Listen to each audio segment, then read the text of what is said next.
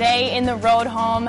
Get excited, guys. It is my very first interview with Nick, Ron, and Pete. Nairobi. It's the Cardi's, guys. I'm so excited. Good morning. Good morning. How are you? Good. How are you? Welcome to the Great. Roadshow. Thank you so much. I feel like, I know you in a sense. I've grown up watching you all the time, and you guys have been at all the events already that I've seen you at.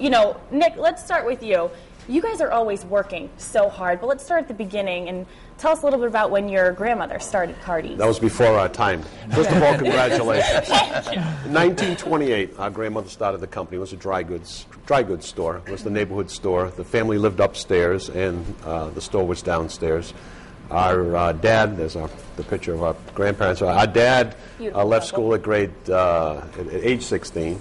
Joined the company. Then he went into World War II, and after his tour of duty, came back to the company.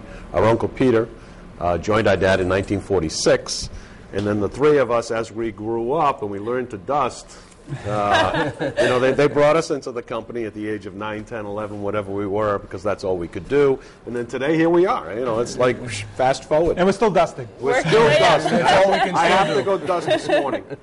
Working your way up. We're trying. You're opening some new locations as well. And not only do you work in the store, but you're also working in the community as well. Ron, can you tell us a little bit about how you manage all of that? Well, we love what we do, so it's a long day. But Nick handles all of the salespeople and all the merchandising and the products that you see in the showroom, and I handle the office side of things.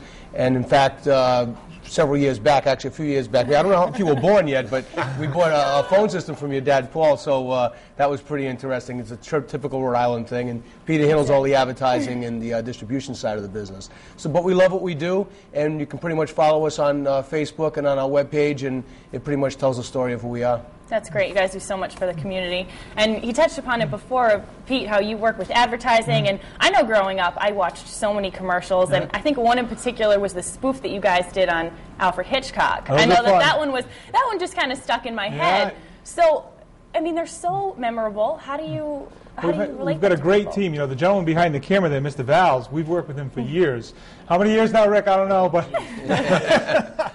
And we thought that really, and we believe that TV is important for two reasons: news, to watch the news, and for entertainment, watching the road show. And so we wanted to have some fun.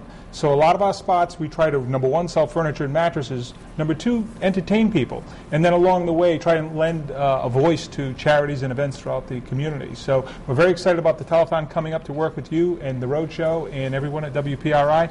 So it's going to be a fun event, and that's part of what we do also. So the spoofs and the part about pop culture, that makes it fun. And it's our comic relief.